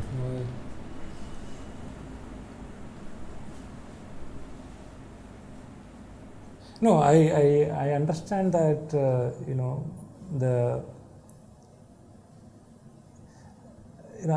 like, I myself actually wrote in the paper saying that if that note was not there, this would have been ended up, if the suicide note was not there, this would have most likely ended up another Dalit suicide. My only, even though that is a statement made by me, my only further submission is that, but it also gone beyond Dalit suicide. It in the sense that, even though it is like, there is nothing exemplarily in it. Even if there is, but what interests me in the entire debate is the very ordinariness with which it is not narrating anything. It's not of the profundity of what is narrated. To me, what actually more interesting was the intensity of the narration, not the profundity of the narration. So how we kind of is they are distinguishable? Is intensity possible without profundity? Intensity possible in the very ordinariness itself? These are the questions that I was trying to address. So in that context, I was thinking about language. Like generally in the Deleuzean framework, language is not looked as merely an array of words or structure, but language is looked as an intensive field. In the sense that a great writer who understands, not the language in its semantics or in its other linguistic aspects, but the language in its as a field of intensities. The classic example is that why Deleuze painted again and again and again the Mount Saint Victory. Is it he is trying to simply represent Mount Saint Victory? Is it he is simply going to tell the truth in painting like what Derrida had told? But Deleuze had a very interesting observation there. He said that what he is trying to capture there, the imperceptible forces that make the mountain solid, and at the same time so fragile. What are the forces? What are the invisible forces? Volcanic forces, the force of the wind, the force of the cloud. How to capture that make both the solidity and the most, not profound, the most aesthetical, with another lack of another word, an experience that mountain produces. So how to represent that is something is imperceptible. It is not that he is obsessed with to capture the truth in the conventional sense. There is something more to it. So that is the way in which I was thinking about the language there. How he is actually like intensifying the field of the language. to capture that something, or why he is actually obsessed with an apple, because he is not merely representing the apple, the germination that is happening. How to capture that you know the germinal aspect of the apple, you know, the decay, the density of the time in an object. So these are the things that interest me in reading this text. I don't know its answer to your question. I am just trying to say what led me to the yes. Actually, I was during my performance also, I was thinking about that intense moment. I don't know what was that moment. When a person goes on to the last moment, when somebody commits suicide, that's kind of the final truth. Somebody cannot lie. Those beautiful moments of the person who's going into that. He uses the word stardust and all that. Something very unthinkable of a person who goes there. But every word becomes like a very sacred utterance. That's the final witness. The document becomes that intensity. So we are dealing actually with two intensities here. One is the actual suicide, and other is the letter. So the one suicide, because that we will not never see, because there are so many suicides, we will never know what was that, because if somebody doesn't write it, or doesn't leave kind of an evidence, other than their notes and all that. But the letter, actually the document, kind of an archival evidence for us to create another performance, create another intensity. That's what we are talking about right now. Rather than just going with the logos of it and creating a political understanding, which will be again that SCST, not as the. We are actually interested in the liminality of things which are basically passing through those intensities of archives or intensities which are handed down to us from one period of history to another period of history. That's actually what we are. So we are also as vulnerable as he was in that sense. Because we also don't know what will happen to us in next moment. When somebody among us commits suicide or produce another document, then of course the causal effect won't be there. It's quite possible. So for me, the intensities are if I quote Deleuze again, that underneath all reason is delirium.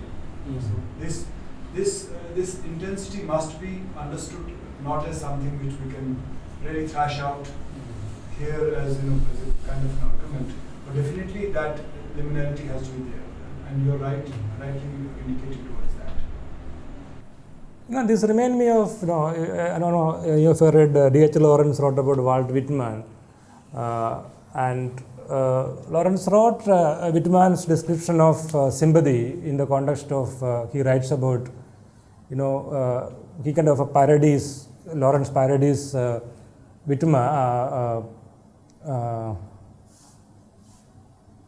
Whitman actually says that he see a Negro and he feels like he's like me. He's like me, like a human.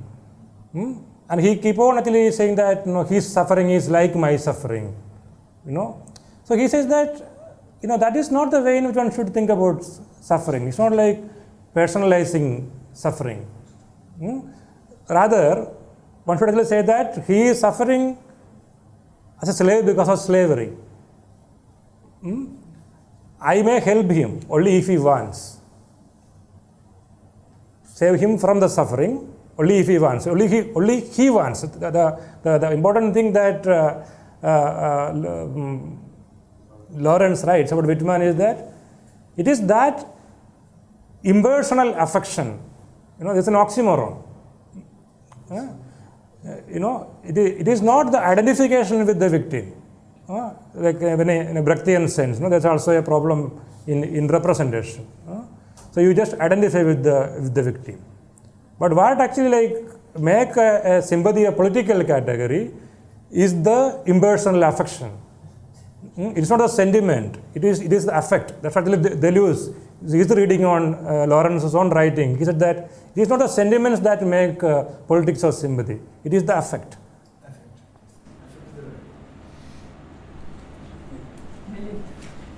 Just I was just thinking that to come back to Vemula's suicide and the fact that you think of it as an intensity, there is something about it when we were talking about indivisibility, right? There's something about it that is, and then you used another very important word, which is inversive, right? Which immediately reminded me of all the debates around the figure of Kabir. The word Inversive. Something which is falling back on itself, that in fact, so there are some peculiarities about this that reminded me about the whole debate around Kabir, for instance, right? Because I mean, the reason why, as I was just telling Professor Dargan, that the reason why the nationalists were suspicious of Kabir was because there's something introverted, solipsistic, something that seems to be stepping away from the world, whereas in Tulsidas and so on, there seems to be an embrace of the historical world, Ram's deeds, the historical world, and so on. So I mean, the reason why I bring that up is because if there is such a thing as a long history of Dalit, the cultural the struggle, there is a tremendous affinity for inversion at the place where something like an I is about to emerge. Right? So this is the other amazing thing that you've done, which is you've given us the prehistory of this particular I. So it's in a sense answering Anoni's question also about the self. So my question would be, or just a point I wanted to make, that why is it that this culture of ordinariness, this historical experience of the Dalit community is inevitably drawn to the I that is still to come. That is to say, therefore, when you think of the way you've described Vemula's suicide, it is the event, it is the indivisibility of that event, it is the non-exemplarity of that event. So the event seems to actually magnetically pull within itself all the usual historical categories, that we use, because we are not reading it into something else, right? So what that perhaps is, I'm just thinking why the suicide is so, in that sense, as a philosophical note, so generative. Is it because it contains within itself the secret of this I in quotes, right? And whether there is something, there has been historically been something extremely generative about that, right? In the sense that it opens up the commons, but from within interiority. That is to say, exteriority is on the morrow. It's tomorrow, right? But right now there is this inwardness, right? So I just thought it was extremely provocative paper, which I'm sure all of us have 100 things that we're thinking about. Thank you very much. Extremely enlightening and generative. Thank you for all the questions.